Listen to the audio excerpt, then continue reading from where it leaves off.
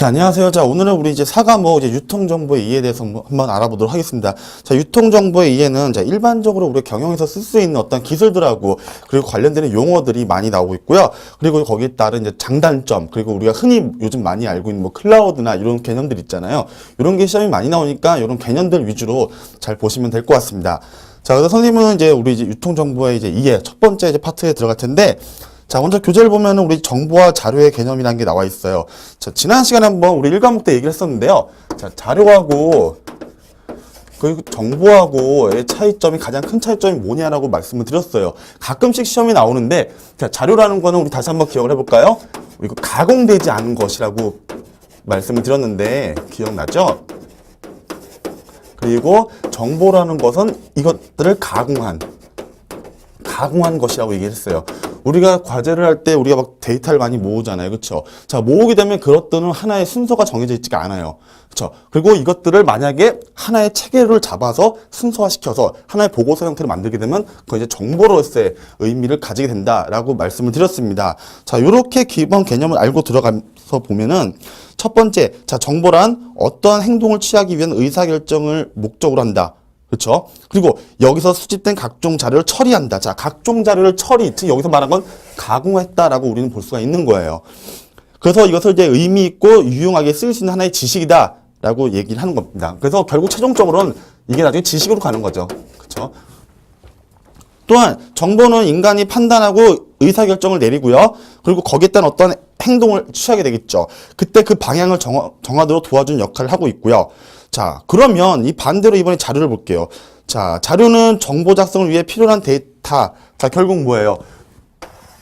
요 이전 단계를 얘기하는 겁니다. 그렇죠? 가공되지 아니한 것을 가공한 상태로 만드는 거예요. 그렇죠? 그 하나의 과정을 이제 자료다라고 우리 얘기할 수 있는데, 이것을 통해서 의미나 목적 등을 이제 부여받아서 유용한 형태로 전환된다. 자, 전환시키는 거예요. 여러분들이 과제할 때 갖고 있는 데이터들은 어때요? 순서가 없어요. 그렇죠? 그렇기 때문에 이것들을 뭐예요? 하나의 보기 좋은 보고서 형식으로 만들 수 있는, 즉 여기서 말하는 가공을 시킨다라고 하는 거예요. 그 과정을 여기서는 자료다라고 우리는 얘기할 수가 있습니다. 그래서 가끔씩은 자료와 정보의 차이점이 뭐냐라고 물을 수가 있어요. 맞는 거 틀린 거 구분할 수가 있는데, 요렇게 정도만 우리가 알고 있으면 충분히 문제 푸는 지장이 없을 겁니다. 자, 다음 보면은 이제 이것들을 좀 구체화시키는데, 자, 첫 번째 자료 나왔는데, 인간이나 기계로 처리하는 데 있어서 적합하도록 형상화된 사상, 개념 또는 바탕이 되는 재료. 자, 즉 바탕이에요. 하나의 바탕이 되는 바탕. 즉 기준들이 될 수 있는 내용들을 모두 모아놓은 상태예요. 그냥 모아놓은 상태를 얘기하고 있고요. 여기서는 이제 이런 것들이 나와요. 시험 멘트에 나오는 것들인데, 임금이나 어떠한 유동인구 또는 출퇴근 시간 등의 개념이 없는 사실 자체, 즉 팩트, 여기서는 사실을 얘기해요. 자, 사실을 얘기하고 있고요. 그리고 기호, 음성, 문자, 영상 등으로 표현된다. 그것들을 좀 기억을 하셔야 돼요. 기호, 문자, 영상 등으로 표현된다라는 거. 가끔씩 요 문장 나오거든요. 기억을 하도록 하겠습니다. 자, 그리고 요즘 나오는 것 중에 하나가 이제 지식이라는 개념인데, 자, 지식은 우리가 항상 알고 있는 거예요. 그렇죠? 근데 이걸 좀 약간 좀 구체화시켜 보면은, 자, 축적이 돼서 체계화됐다. 그리고 농축된 상태로 원리적, 통일적으로 조직됐다. 즉 뭐예요? 이런 내용들, 자료나 이런 정보들이 계속 축적된 거예요. 그렇죠? 축적돼갖고 나중에 우리가 경영 환경에서 알 수 없는 비정형화된 의사결정을 하게 된 경우가 상당히 많은데, 그때를 위해서 쓸 수 있는 내용들입니다. 자, 이것들을 어떻게 한다? 체계적으로 가공을 시킨 거예요. 체계적으로 가공시킨 거예요. 그것을 얘기하고 있는 겁니다. 자, 그래서 지식과 정보의 차이라고 해서 가끔씩 비교로 해서 나오는 게 있어요. 한번 볼게요. 자, 정보라는 거 우리 이제 인포라고 흔히 얘기하잖아요. 그렇죠? 단편적인 사고, 그러니까 원인과 결과, 즉 원인이 있으면 결과, 어떤 인과관계가 명확한 거죠. 그렇죠? 그리고 정태적이라고 얘기하고 있는데, 어떠한 가치 판단이나 정보 체계, 움직이지 않아요, 잘. 그렇죠? 그리고 어떤 스토리라고 나와 있는데, 사고와 경험을 통해서 정보 체계화시킨다. 또한 수동적이라고 해서 외부에서 수용하는 형태예요. 우리 쉽게 얘기하면 뭐예요? 정보라는 것도 우리가 알고 있는 것도 있지만, 실질적으로 우리가 알고 있지 않은 외부에 있는 더 많은 정보들이 있잖아요. 그렇죠? 우리 마케팅에서 우리 뭐라고 해요? 외부 탐색이라고 얘기를 많이 하는데, 자, 그런 것들을 많이 우리는 수용을 한다라고 보고 있고요. 지식을 보면 이제 이것들을 모두 총망라한 거다. 큰 개념입니다. 그래서 종합적인 사고를 시킵니다. 그리고 동태적인 의사결정을 시켜요. 결국 이런 내용들을 가지고 이제 우리가 판단해서 어떻게 할 것인가, 즉 종합을 해서 움직이는 거예요. 그걸 얘기하고 있고요. 근데 플로우의 개념으로서 지식 창조의 매개 자료로 쓰이고 있고, 마지막으로 능동적이다. 자, 동태적, 능동적. 자, 뭔가 좀 움직임이 좀 많이 있어요. 그렇죠? 왜냐면 이런 것들은 하나에 갖고 있는 가공되지 않은 것들은 다 뭐예요? 각각의 별개의 내용들이에요. 근데 지금 여기서 말하는 지식은 뭐예요? 종합적이고요. 다 모아놓은 거예요. 모아놓은 거니까 어때요? 이제 움직이면서 스스로 뭔가 의사결정할 수 있는 그런 내용들을 다룰 수가 있다라고 하는 거죠. 그래서 가공하고 판단하고 하는 부분들, 종합적인 사고 능력을 얘기합니다. 그래서 우리는 지식은 종합적 사고 능력이라고 정리가 되겠죠. 자, 요 정도만 알고 계시면 되겠습니다. 자, 그리고 잠깐 밑에를 보면요. 자, 시험에 종종 나오고요. 이제 2과목하고 4과목에서 많이 나오는 내용인데, 자, 1차 자료하고 2차 자료라 개념이 나와 있습니다. 일전에 한번 말씀을 드렸는데 워낙 중요하기 때문에 다시 한번 짚고 가겠습니다. 자, 1차 자료, 2차 자료 한번 나눠볼게요. 1차 자료. 자, 1차 자료는 우리 뭐예요? 1차는 뭐예요? 나예요, 나. 그러니까 결국 자료를 조사하는 조사자가 있겠죠. 그렇죠? 그럼 이제 나예요. 1인칭이 되는 거죠. 그래서 내가, 즉 조사자가 나죠. 조사자가 필요에 의해서 중요한 건 직접입니다. 직접 수집한 모든 자료를 얘기합니다. 내가 학생이에요. 내가 학생에서 과제를 해야 돼. 그러면 뭐예요? 내가 필요로 의해서 하는 거잖아요. 그렇죠? 바로 그렇게 해서 내가 직접 수집한 자료를 얘기합니다. 그러니까 자, 여기서 특징들이 이제 시험에 나온 건 뻔해요. 장단점이에요. 자, 내가 조사한 거기 때문에 어때요? 신뢰성이나 어때요? 이런 것들이 어때요? 객관성의 확보가 높아요. 그러니까 한마디로 믿을 수 있는 자료다라고 우리는 얘기할 수가 있고요. 하지만 반대로 봤을 때 어때요? 이것들을 내가 직접 수행하기 위해서는 내가 직접 발로 뛰어야 돼요. 그리고 내가 돈을 들여서 해야 돼요. 즉 뭐예요? 시간과 비용과 노력이 상당히 많이 듭니다. 그에 따라서. 자, 그래서 우리가 보통 일반적으로 우리가 알 수 있는 우리 과제물 같은 것들도 여기 1차 자료에 속할 수 있다라고 말씀을 드렸고요. 자, 반대로 이번에 2차 자료를 보면요. 2차 자료는 이제 내가 아니야. 자, 2차는 뭐예요? 일단 2는 1보다 다음이라는 우리 개념이 더 강해요. 그렇죠? 그래서 이미 먼저 쓰면은 이미 기존에 수집된 모든 자료를 얘기합니다. 우리 뭐 예를 들면은 우리가 요즘 같은 경우 이제 인터넷이 많이 발달했어요. 그렇죠? 그럼 여러분들 만약에 무슨 과제나 용어에 대해서 찾을 때는 직접적으로 책을 찾거나 하기보다는 어때요? 바로 인터넷 먼저 칩니다. 포털 사이트에. 그러면 어때요? 내가 어떠한 용어에 대해서 찾기 이전에 이미 거기는 포털 사이트에는 다 나와 있는 거예요. 기존에 찾아진 모든 자료입니다. 그리고 일반적으로는 이제 조사를 할 때는 보통 1차 자료보다는 2차 자료를 먼저 활용하게 돼요. 아무래도 그럴 수밖에 없는 거죠. 자, 그렇다 보니까는 우리 특징이 어때요? 시험에서는 반대로 돼요. 자, 여기서 장단점이, 여기 장점이 단점이 되고 단점이 장점이 되는 거죠. 기존에 수집된 걸 모든 자료이기 때문에 찾기는 쉬워요. 그렇죠? 그러니까는 시간과 그리고 비용과 그리고 노력은 상당히 줄어듭니다. 그런 반면에 어때요? 이 데이터를 믿을 수 있는지 여부는 1차 자료에 비해서는 좀 낮아요. 왜냐면 우리가 뭘 찾고자 했는데 우리가 1이라는 숫자에 대해서 찾아보려고 해요. 근데 인터넷이나 이런 데 막 찾아보니까 뭐 1-1, 뭐 1-2, 뭐 이런 식으로 나와 있는 거예요. 즉 완전히 그 주제에 명확한 데이터를 찾지 못하는 경우가 있어요. 제일 중요한 거는 뭐예요? 신뢰성 확보하기 위해서는 1차 자료가 제일 좋고요. 좀 2차 자료는 조금 그런 면에서 좀 떨어지지만 이런 부분이 좀 좋다라는 거예요. 그래서 반대가 되죠. 신뢰성이나 객관성 확보에서는 조금 미진합니다. 좀 떨어집니다.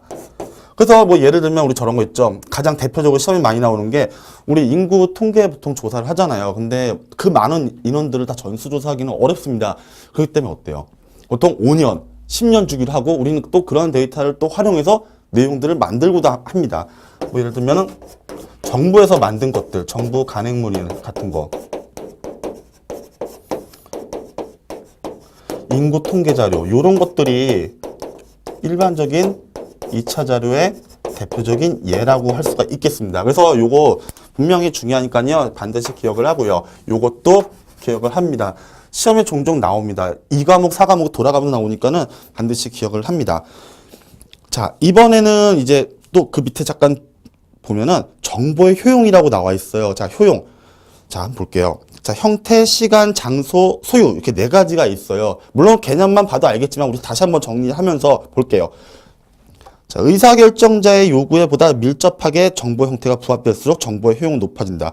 아무래도 의사결정, 즉 우리 조직에서 말하면 CEO급이잖아요. 그렇죠? 이런 사람들의 어떠한 니즈가 있을 거 아니에요. 거기에 부합이 돼야지 그 가치가 더 큰 거지. 전혀 바라지도 않는데 엉뚱한 자들이 들어오면 어떻게 돼요? 아무런 의사결정에 도움이 안 된다라는 거예요. 자, 시간의 효용. 의사결정자가 필요한 시기에 정보가 제공되어야 한다. 자, 지금 당장에 필요한 자료가 있어요. 이 정보가 있는데 이것을 쓰면은 상당한 효과가 있지만 그렇지 못할 경우는 어떻게 돼요? 1년 후나 또는 10년 후에 그 데이터가 와요. 그럼 그때는 아무 소용이 없는 거예요. 저 하나의 종이 쪼가리에 불과한 겁니다. 그래서 데이터는 정보는 그때그때 적시에 활용이 되어야 된다라는 걸 얘기하고 있고요. 장소 효용. 정보에 쉽게 접근할 수 있을 때 정보의 효용 가치는 높아진다. 그렇죠? 나는 지금 너무나 먼 지역에 있어요. 근데 내가 필요로 하는 정보도 더 반대의 지역에 있어요. 그러면 역시 이것도 아무런 쓸모가 없는 거죠. 소유. 타인에게 정보가 흘러가는 것을 정보 소유자가 통제할 수 있을 때 정보의 가치는 높아진다. 자, 타인에게 정보가 흘러가는 것. 즉, 내가 이 정보를 갖고 있다가 또는 갖고 있지 않은데 내가 갖고 있지 않은 게 타인한테 흘러들어가. 그럼 뭐야? 일단 그 사람한테 좀 더 우위가 있는 거잖아요. 그렇죠? 근데 그것을 어떻게 한다? 막거나 또는 컨트롤할 수 있을 때 그 정보가 효과적이고 그리고 그것을 갖고 내가 다시 활용할 수 있을 때 그 정보의 효과는 배가 된다라는 걸 얘기하고 있는 거죠. 자, 그리고 이제 세 번째를 보면은 정보의 특성. 자, 정보의 특성도 표로가 2개 정도 들어갑니다. 예전에는 정보의 특성 중 뭐 해당되지 않는 것은 하고 고르는 거 나왔고요. 요즘 같은 경우에는요. 요렇게 각각에 대한 무슨성 딱 놓고 개념을 써놔요. 그래서 연결시켜요. 요즘은 그런 문제가 좀 나옵니다. 그래서 한번 하나씩 보겠습니다. 첫 번째 부분 정확성. 자, 일단 정보는 뭐 우리 기본적으로 봤을 때 당연히 내용이 정확해야 됩니다. 그렇죠? 정확하지 않은 건 그건 우리의 정보라고 할 수가 없는 겁니다. 그래서 정확한 데이터에 근거해서 주관적. 자, 여기서 중요한 거는요. 정보의 특성에서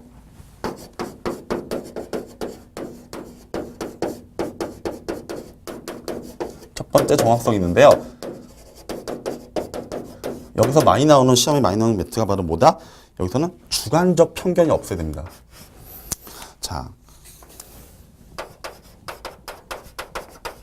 요게 가끔씩 나와요. 자, 일단은 정확해야 된다는 건 뭐예요? 다른 말로 우리 객관성을 유지시킨다라고 우리 볼 수 있는 거예요. 그렇죠? 자, 누가 봐도 믿을 수 있고 이해를 할 수 있게끔 만들어야 되겠죠. 그게 바로 정보고요. 이런 주관적 어떤 나만의 생각이나 이런 것들은 하나의 정보라고 볼 수가 없는 겁니다. 자, 그래서 이 부분을 기억을 하고요. 두 번째, 완전성을 볼게요.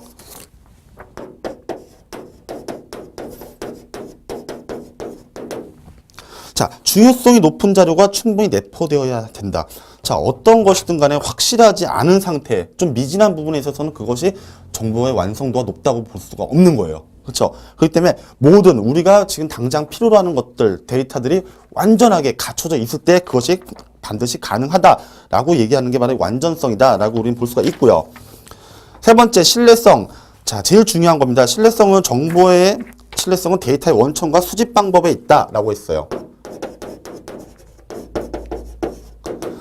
자, 우리가 실제로 데이터를 믿을 수 있을 때 그것을 어떻게 구했냐? 출처가 어디냐를 보는 거죠. 그렇죠? 아무런 지식도 없고 아무런 어떤 배경도 없는 상황에서 갖고 오는 건 우리가 믿을 수가 없는 거죠. 무언가 뭐 경찰 조사에 의해서 했겠다 또는 검찰 수사에 의해서 됐다. 그래서 뭔가 좀 기사화됐다. 명문화가 된 상태에서는 우리가 믿을 수 있다라는 거죠. 그런 부분들 이제 신뢰성을 얘기하고 있고요. 자, 네 번째 보면 관련성이 나와 있어요. 자, 의사결정자가 필요로 하는 정보를 선택하는데 매우 중요한 기준이다라고 하는데 정보가 반드시 물론 이제 내용을 우리가 봤을 때 그 해당되는 내용에 대한 정보는 당연히 좋아요. 하지만 그걸로 끝나는 게 아니라 어떠한 다른 사건과 또는 다른 내용들과 뭔가 밀접한 관계가 있어야 된다는 거죠. 그걸 얘기하고 있는 거고요. 그 경제성, 이것도 중요한 부분 중에 하나인데 일단은 우리가 정보를 모으거나 또는 자료를 모으는 데 있어서 너무나 많은 비용과 시간과 노력이 들어가면은 물론 좋긴 하지만 기업의 입장으로서는 상당히 마이너스가 될 수 있어요. 그렇죠? 이왕이면은 최소의 비용으로 최대 효과를 누리게끔 하고 싶은 게 바로 이들의 입장인데 바로 경제성에서도 역시 적용이 됩니다. 그래서 우리 경제성도 반드시 들어간다는 걸 알고 계셔야겠고요. 개념만 봐도 무슨 뜻인지만 우리가 알 수 있으면 됩니다. 자, 단순성. 이제 의사결정을 하는 사람이 무엇이 중요한 정보인지를 결정하기 위해서는 단순해야 되고 지나치게 복잡해서는 안 된다. 우리가 일반적으로 알고 있는 조직 구조는 이렇게 피라미드 형태잖아요. 그렇죠? 이렇게 하면서 올라갈수록 최고 의사결정자가 이제 결정을 하게 됩니다. 자, 밑에서부터 업무가 다 처리해서 올라가요. 그래서 중간 관리자한테서 데이터들이 다 어느 정도 지배하게 됩니다. 지배하게 되고 위에 올라갔을 때는 실질적으로 안건이 1, 뭐 2, 3 어떠한 문제에 대해서 첫 번째, 두 번째, 세 번째 대안들이 올라오게 되고 그리고 최고 의사결정자는 그것을 결정만 하게 되는 형태를 띠게 됩니다. 그래서 이들 같은 경우는 올라갈수록 구구절절한 내용들을 읽고 싶진 않아 합니다. 내가 우리 현재 처한 직면한 문제에서 우리가 당장 할 수 있는 대안은 무엇이냐 그것만 올려라 이거죠. 그래서 간편하게 해가지고 단순화시켜서 이런 세 가지 경우가 있다. 그래서 의사결정자가 선택할 수 있게끔 배려를 해줘야 된다라고 얘기를 하고 있는 겁니다. 그래서 웬만하면은 정보는 복잡해서는 안 된다라는 걸 얘기하고 있고요. 적시성, 아까 옆에서 얘기했던 거하고 내용이 비슷한데 사용자가 필요로 하는 시간대에 전달되어야 한다. 자, 지금 살고 있는 현대화 시대에서 우리 아주 선사시대 내용들이 와서 정보가 될 수는 없는 거예요. 그렇죠? 우리가 지금 살아가고 있는데 우리가 불을 피우는 방법 지금으로서 아무 의미가 없습니다. 선사시대에는 우리 나뭇가지에 뭐 돌을 비벼서 불을 냈다고 하지만 지금은 그럴 필요가 전혀 없는 거죠. 그렇죠? 이렇게 정보는 사용자가 필요로 하는 시간대에 반드시 전달이 돼야 된다라는 걸 얘기하고 있고요. 입증 가능성. 자, 우리가 알고 있는 이제 검사안이라고 볼 수 있어요. 그렇죠? 자, 정보라는 거는 반드시 뭐 출처도 중요하지만 이것을 입증할 수 있어야 돼요. 하나의 증거가 충분해야 된다라는 거죠. 그렇죠? 역시 이것도 신뢰성하고 연결되는 부분들이다라고 볼 수 있고요. 형태, 의사결정자의 요구에 있어서 정보가 얼마나 부합되느냐. 내가 이것을 정보를 사용함에 있어가지고 실질적으로 그 정보가 얼마만큼 여기에 연관성, 관련성들이 있느냐. 그걸 얘기하고 있고요. 접근, 정보를 획득하고 이해하거나 이용하는데 쉽고 간단해야 된다. 그렇죠. 일단은 의사결정자가 정보를 씀에 있어갖고 너무 멀리 있거나 또는 적시에 쓸 수 없거나 그러면 안 되거든요. 위의 내용들하고 계속 지금 중복이 됩니다. 그래서 여러분들은 여기다 별표를 하시고 무슨 성이 각각 무엇을 의미하는구나 라는 정도만 알고 계시면은 충분합니다.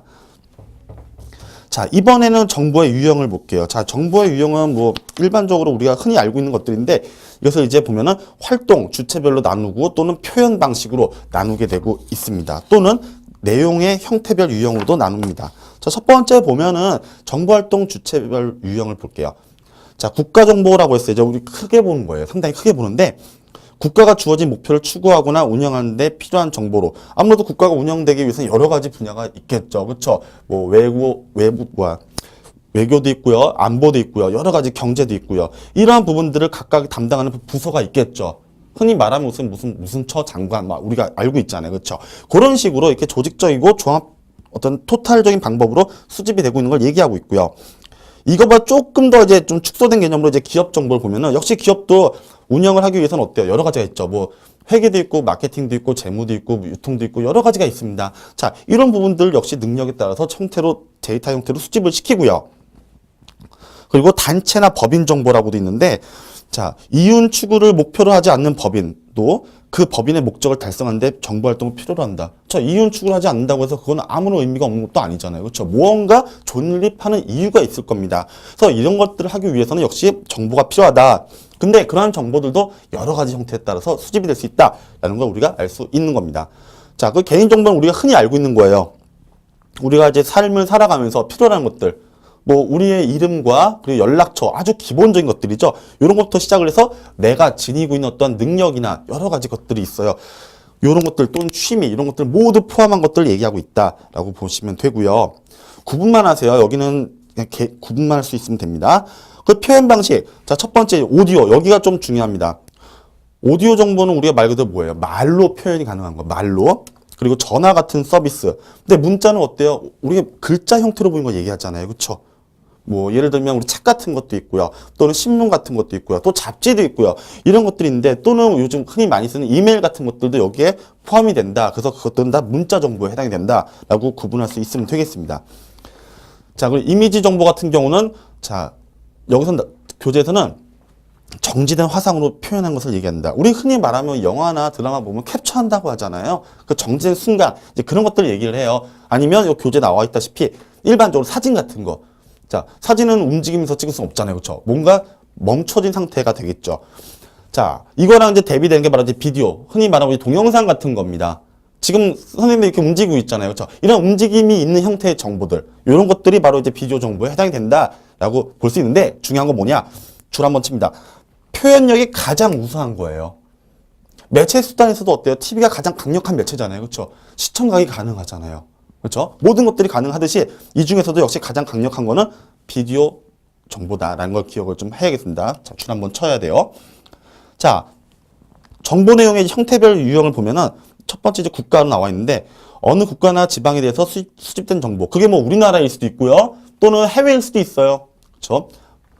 또는 이제 국내, 뭐 국외, 또는 미국, 중동, 또는 일본, 뭐 중국 여러 가지 가능하죠.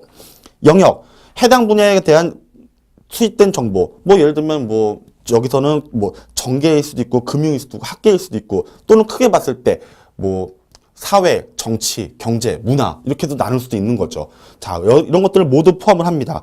그리고 대상 정보, 어떠한 목적을 추구하는 데 있어서 관련되어 있거나 또는 입장이나 관계가 명료한 상대에 관한 정보를 얘기한다. 여기서는 고객, 아무래도 우리가 입장이나 또는 관계, 기업과 고객은 아무래도 뭔가 관계가 있겠죠. 또는 경쟁사, A와 B는 또 경쟁이야. 그럼 이들 간에 어떤 관계가 있겠죠. 이런 부분들, 이런 것들이 포함이 되고요. 내용별 정보, 사업이나 업무에 필요한 정보를 얘기한다. 뭐 그거는 이제 사업을 하던 또는 어떤 업무를 보던 간에 뭔가 어떤 내용들이 분명히 존재할 겁니다. 여기서는 뭐 금융도 있고요. 주식, 뭐 인사, 뭐 이런 것도 있지만 뭐 물류, 뭐 회계, 뭐 유통 상당히 많습니다. 이러한 모든 어떤 컨텐츠별로 내용을 또 정보화시킨 것들도 있습니다. 자, 오늘 내용 여기까지 하겠습니다.